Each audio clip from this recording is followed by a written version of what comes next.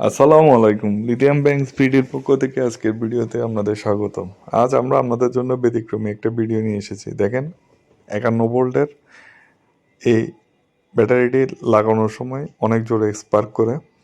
তো এই স্পার্কটা কমানোর জন্য আমরা 10 ওয়াটের 22 ওহমের একটা রেজিস্টর কেবল আর ইয়ার সাথে টাচ করাইছি।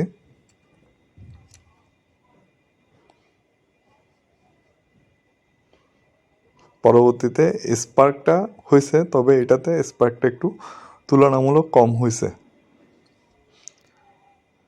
এটা দেখেন 24 ভোল্টের মেশিন।